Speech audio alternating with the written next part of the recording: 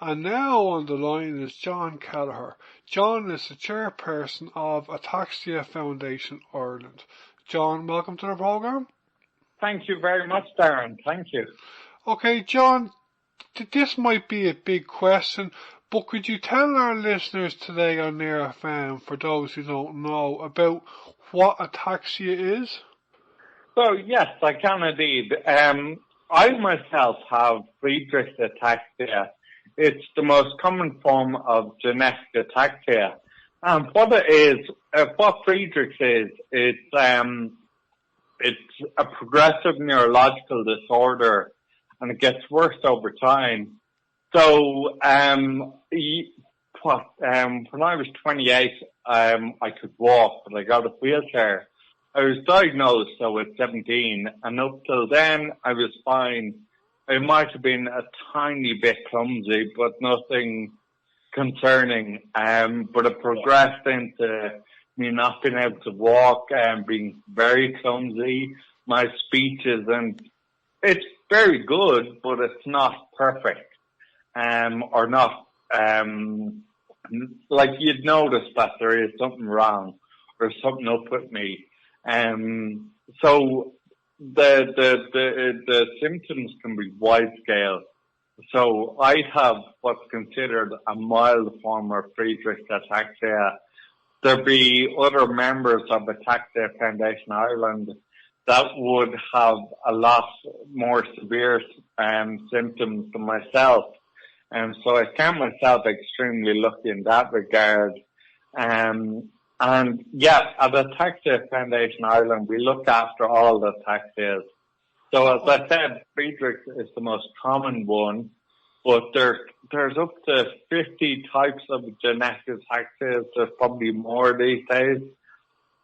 And it accounts for roughly 250 to 300 people in Ireland. So they're not the most common, even though Friedreich's is the most common of the ataxias, if you know what I mean. Okay, when you say it's a progressive neurological illness, like, what would be the difference between ataxia and like something like dementia or Alzheimer's? Because I believe they're also progressive as well, aren't they? They are indeed. So let's say with Friedreich's ataxia, my mental my cognition is fine. I've got a job. I'm well thought of in my job, work in IT, but my whole body is failing around me. So, like picking up a cup of tea or making something, I'm slow at doing it, but I can do it, but I'm very slow, and I can spill tea or I can spill things or drop things quite easily. As I said, I am in a manual wheelchair, but a lot of other members with a Friedreich's ataxia in particular, they'd be in power wheelchairs. So yeah, as I said, the symptoms are wide and varied, and like let's say they can be mild to severe.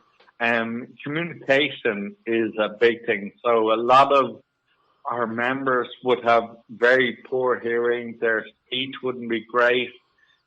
I am extremely lucky in that my hearing isn't bad. It's not brilliant, but it's not bad. And my speech is quite good as well. So communication for me is pretty good, in all fairness to me. So and the Ataxia Foundation Ireland, so just a brief little background to AFI. We are founded by our CEO, who's voluntary and not getting paid at all. There's 6 trustees. Out of the 6 trustees, 4 have an ataxia, not just Friedreich's, but other forms of ataxia, and 2 don't. Our CEO, Al Young, he has an ataxia as well, Friedreich's. But he wanted the lived experiences of people with an ataxia in the boardroom. So that's why 4 out of the 6 trustees have an ataxia, and it's worked extremely well up to date. And I envisage no reason as to why it won't continue working very well. And you're based in Gorey, aren't you? In Wexford. Yeah, now our main head office is in Al's House in Gorey. So people with Ataxia, like myself, live in Dublin. There is another trustee that lives in Belfast. Another trustee lives in Meath. So Ataxia is not confined to one area of the country. It's confined to all areas of the country.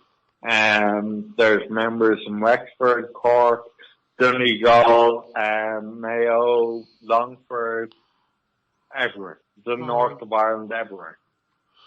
Okay, John, as a hypothetical question, if you were Minister for Health in Ireland, what would you have done for the people who have ataxia that is not being done at the moment?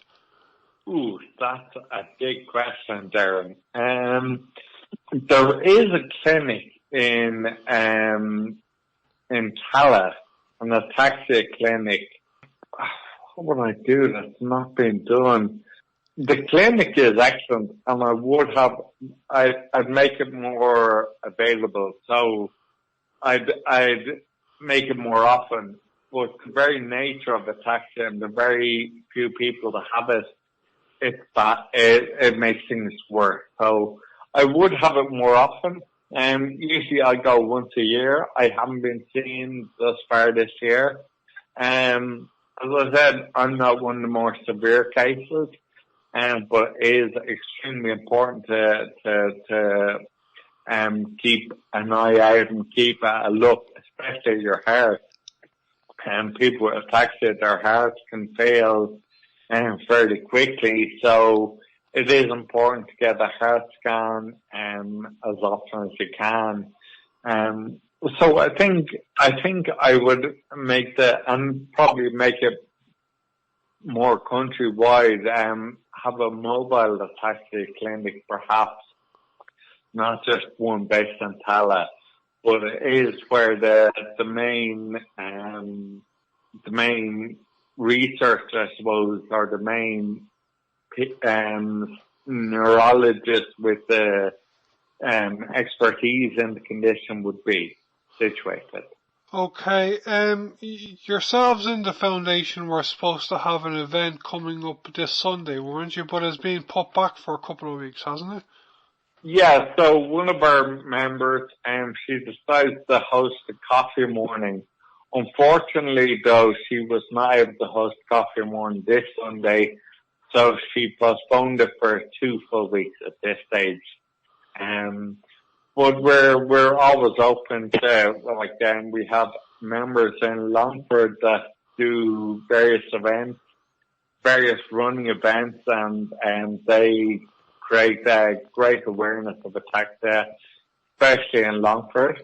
We've had a guy doing the challenge swim for us earlier this year, Mark Coakley.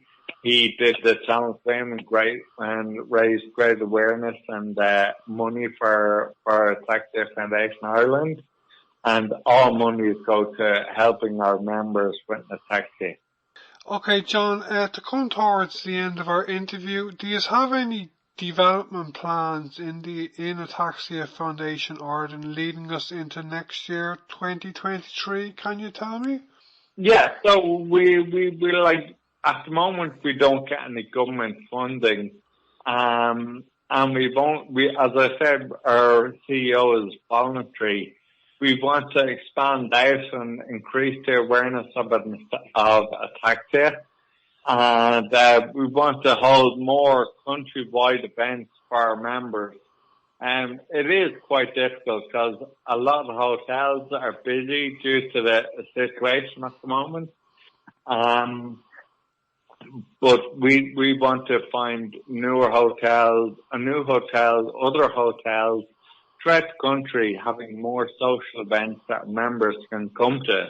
And we find it really beneficial having social events because people in ataxia, they can feel that they're being stared at, whereas if they feel a lot more comfortable with like-minded people around them. So all our members, they do find them hugely beneficial. And it is great to see. And as I said, the communication, hearing, speech is a vital thing. And the whole interacting with other people from a mental health, and as we found out during COVID, isolating people is not a great idea. And so having them together in a room is fantastic. We do have a social event coming up for Christmas. It is in November. We found that better to have our social events a bit before Christmas if possible. I know that one of your members, the lady who put me in touch with you for this interview today, Margot Hannon, I know she's very involved in the Save Cuisle campaign in Roscommon. Is that something that yourselves as an organisation agree with Margot on, or do you have an opinion on that? Yes, 100%. We totally agree with Margot. Number one, Margot is fantastic. But yes, we totally agree with that. We'd love Cuisle to come back. Ataxia Foundation, we've had a few holidays in Cuisle, and we were so disappointed to hear it leaving. We were one of the main groups that used to have holidays down Cuisle and let our members not run wild, but that's the terminology I want to use, but it sounds very bad. But let our members, be themselves. And, they absolutely loved it. It's the one thing that two of our members, one of them was Friedrich's ataxia, one with another ataxia, they found each other down in Cuisle and they found love down there. So, we're very proud of that. And we'd absolutely love to have Cuisle come back, or even if it's not Cuisle, another kind of venue such as Cuisle, that we could go in and have a holiday for all our members, not just one or two or a select few. Like even last night at a meeting, we were discussing holidays that we could take as a bigger group of members. So yes, definitely, we'd love to have Cuisle back.